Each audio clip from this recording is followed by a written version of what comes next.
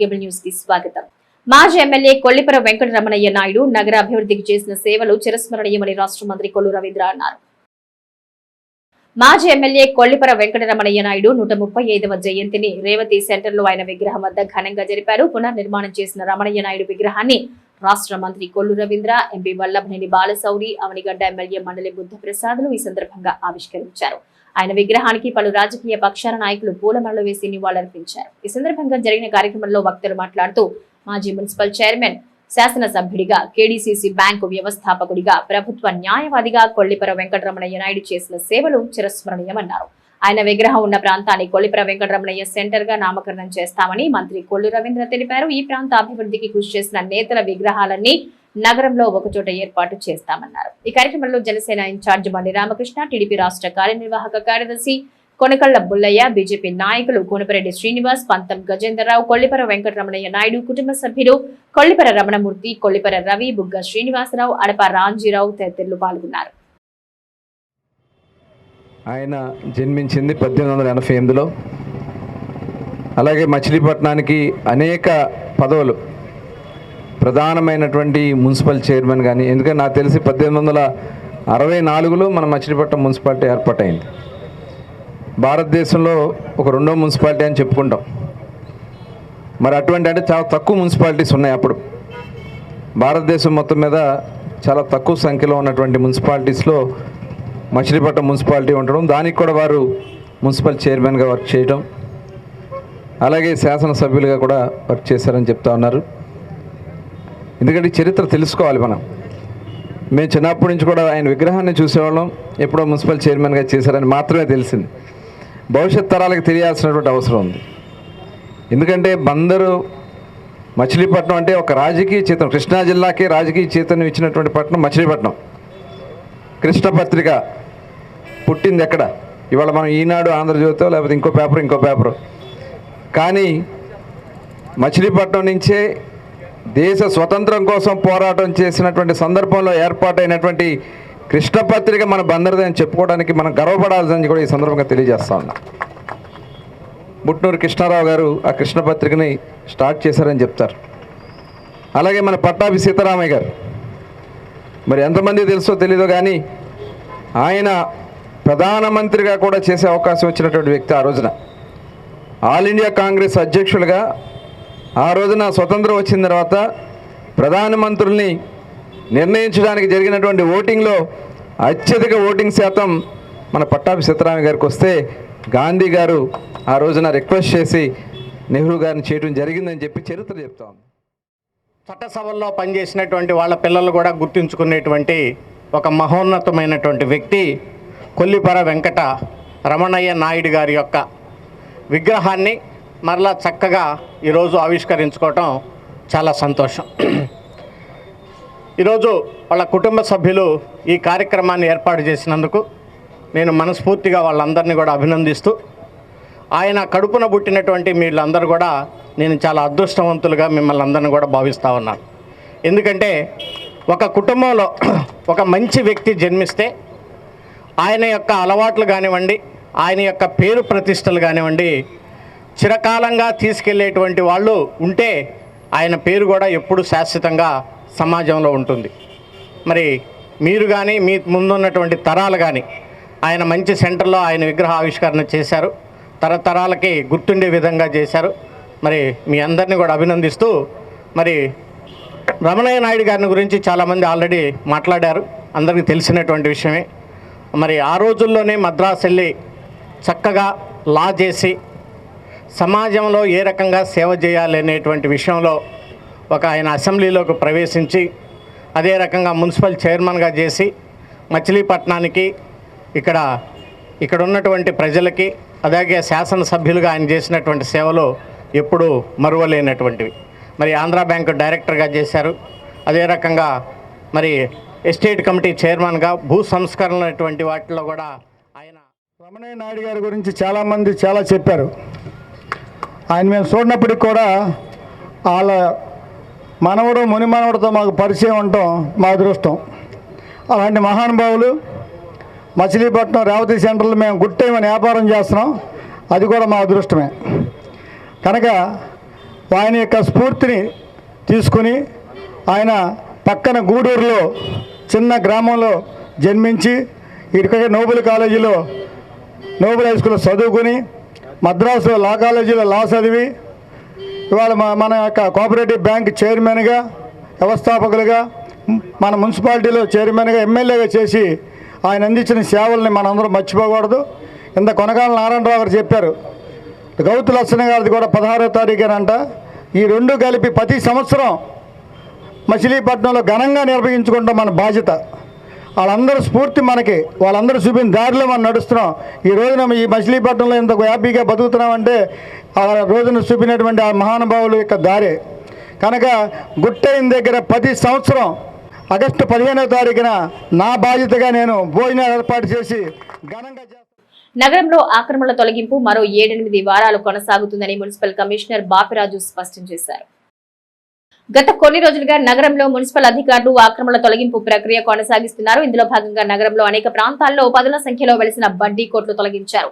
నగరంలో ఆక్రమణల తొలగింపు మరో 7-8 వారాలు కొనసాగుతుందని మున్సిపల్ కమిషనర్ బాపిరాజు స్పష్టం చేశారు. ఆక్రమణల రహిత నగరంగా మచిలీపట్నాన్ని తీర్చిదిద్దేందుకు నగరపాలక సంస్థ సిబ్బంది గత కొన్ని రోజులుగా నగరంలో పలు ప్రాంతాల్లో ఆక్రమణలు తొలగిస్తున్నారని ఆయన తెలియజేశారు. దశాబ్దాల తరబడి వివిధ ప్రాంతాల్లో కొంతమంది రోడ్డును ఆక్రమించుకుని బడ్డీ కోట్లు పెట్టి వ్యాపారాలు కొనసాగిస్తున్నారని, ఈ ఆక్రమణల వల్ల ఆ రోడ్డులో తీవ్ర ట్రాఫిక్ సమస్య ఏర్పడుతుందని ఆయన వివరించారు. అక్రమదారులకు ప్రత్యామ్నాయ ప్రదేశాలు కల్పించే ప్రక్రియ లేదని కమిషనర్ బాపిరాజు స్పష్టం చేశారు. కమిషనర్ మచిలీపట్నం నగరపాలక సంస్థ ప్రధానంగా ఈ రోడ్డు మీద ఉన్నటువంటి పాదచారులు ఇబ్బంది పడడం, అదేవిధంగా యాక్సిడెంట్లు జరగడం, ట్రాఫిక్కి కూడా ఇబ్బంది కలగడం, నెక్స్ట్ ఈ డ్రైనేజ్ మీద కూడా ఈ బడ్డీ కొట్లు అక్రమంగా పెట్టడం, దానివల్ల మేము పారిశుద్ధ్యం డ్రైన్స్ క్లీనేజ్ చేయడానికి ఇబ్బంది ఉన్నటువంటి దృష్ట్యా ఈ గత వారం రోజుల నుంచి ఒక స్పెషల్ డ్రైవ్గా పెట్టుకుని టౌన్లో ఉన్నటువంటి ఆక్రమణలన్నీ కూడా తొలగించడం జరుగుతుందండి.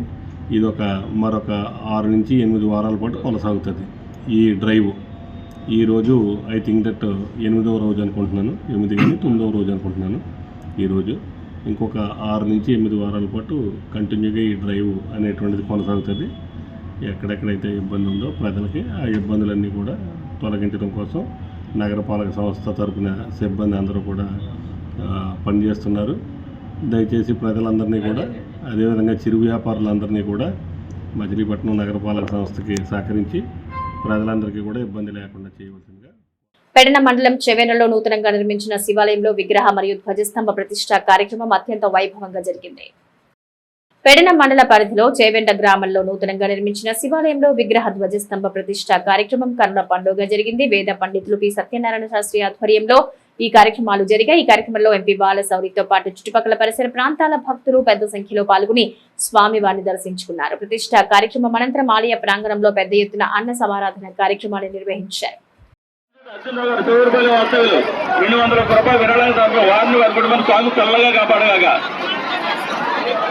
కొల్లిపర వెంకటరమణ గారు షాద్ నగర్ వాస్తవ్యులు 500 రూపాయలు విరాళాన్ని సమర్పించారు. వారిని వారి కుటుంబాన్ని స్వామి చల్లగా కాపాడగాక. విరాళాలు ఇస్తానికి వచ్చిన వాళ్ళు ఎవరు తొందరపడద్దమ్మా.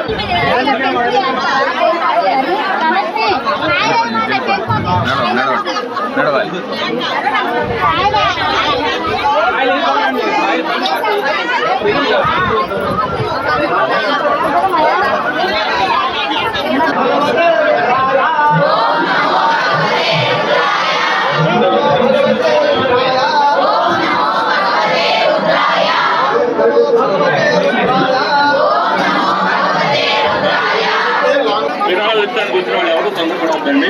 మీరు రుజువు రాసుకోండి.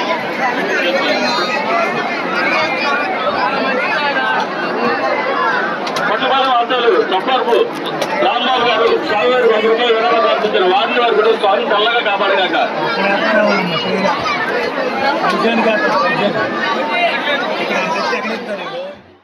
ఆర్యవైశ్య యువజన సంఘం నూతన కార్యవర్గ ప్రమాణ స్వీకార మహోత్సవం ఘనంగా నిర్వహించారు.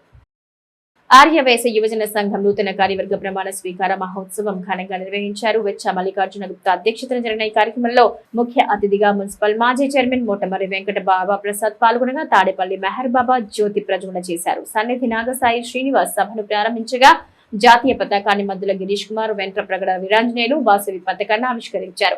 చెక్క చెన్నకేశవరావు నూతన కార్యవర్గ ప్రమాణ స్వీకారం చేయించారు. మామిడి వెంకట వరప్రసాదరావు, మాటూరి రంగనాథ్, మామిడి వేణు గోపాలరావు, మామిడి ముద్ద కృష్ణ, తుమ్మలపల్లి విశాలాక్షి, మామిడి దుష్యంత్ కుమార్, ఉడత్తు సాయి కిరణ్ తదితరులు కార్యక్రమంలో పాల్గొన్నారు. ఆర్యవైశ్య యువజన సంఘం నూతన కార్యవర్గ ప్రమాణ స్వీకార కార్యక్రమం సీతారామ కన్వెన్షన్ హాల్లో మామిడి దుష్యంత్ గారు అధ్యక్షునిగా, ప్రధాన కార్యదర్శిగా మాడిశెట్టి శివప్రసాద్ గారు, కోశాధికారిగా ఉడత్తు సాయి కిరణ్ గారు వీరి టీము ప్రమాణ స్వీకారం చేయడం జరిగింది.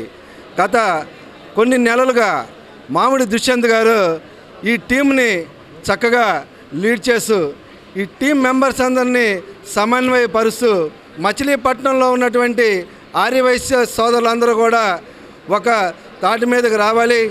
మనం ఏ సమస్యలున్నా కూడా మనం అందరం కూడా కలిసి పరిష్కరించుకోవాలి.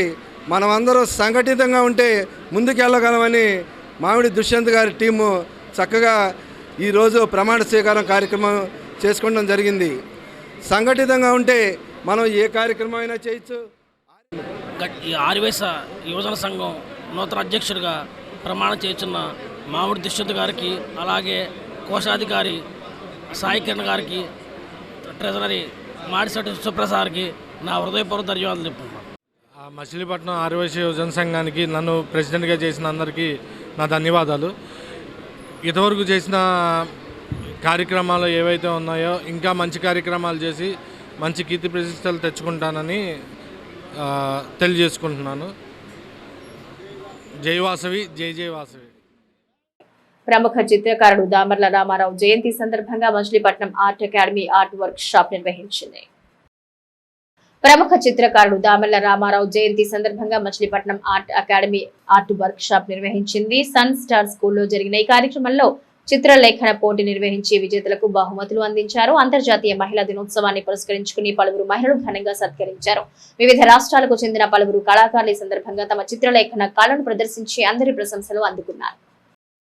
మచిలీపట్నం ఆర్ట్ అకాడమీ తరఫున ఈరోజు అనగా 9/3/2025న మచిలీపట్నం ఆర్ట్ అకాడమీ ఆధ్వర్యంలో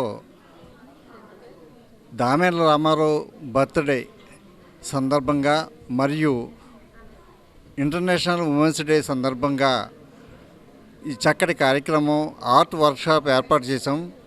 ఈ వర్క్షాప్నకు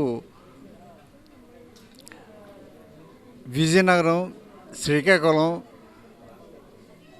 తర్వాత విశాఖపట్నం, తూర్పుగోదావరి, పశ్చిమ గోదావరి, ఎన్టీఆర్ జిల్లాలు, అంతేకాకుండా కరీంనగర్ జిల్లాల నుంచి కూడా ఆర్టిస్టులు వచ్చి తమ యొక్క నైపుణ్యాన్ని చక్కగా ప్రదర్శించారు. మధ్యాహ్నం 2 నుంచి ఆర్టిస్టులకు సన్మానాలు, పోటీల్లో పాల్గొన్న విజేతలైన విద్యార్థులకు బహుమతి ప్రదానం జరుగుతుంది. బందర్లో ఇలాంటి కార్యక్రమం జరగడం చాలా సంతోషం. అది కూడా దామెర్ల రామారావు గారి స్మారకంగా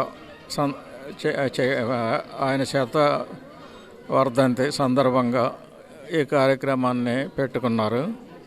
చాలామంది యువ చిత్రకారులు, మహిళలు హాజరయ్యారు. పెయింటింగ్ వర్క్షాప్లో పెయింటింగ్లు వేస్తున్నారు.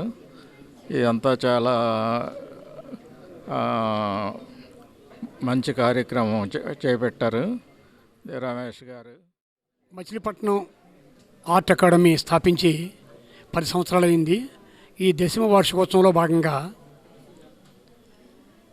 చిత్రకారుల్లో నిష్ణాతులైనటువంటి వారిని 90 తీసుకుని, అలాగే ఇంటర్నేషనల్ ఉమెన్స్ డే తరపున 4 నారీమణులకు సన్మానం చేయాలని తలపెట్టారు. ఉదయం కార్యక్రమంలో కళా తపస్వి శ్రీ దామెర్ల రామారావు గారు రాజమండ్రి వారి యొక్క పేరున పురస్కారాలు ఇవ్వాలని చిత్రకారులకు అలాగే మహిళలకు తలపెట్టడం జరిగింది. ఈ మచిలీపట్నం ఆర్ట్ అకాడమీ స్థాపించి 10 సంవత్సరాలైనటువంటి సందర్భంగా ఇక్కడ ఆర్ట్లో వివిధ రకాలైనటువంటిది, ఒకటి చార్కోల్తో పెయింటింగ్ వేయడం, అలాగే ఆయిల్ పేస్టలతో పోర్ట్రేట్స్ వేయడం, అలాగే పోస్టర్ రంగులతో దామెల రామారావు గారి యొక్క సిటీ కేబుల్ న్యూస్ సమాప్తం.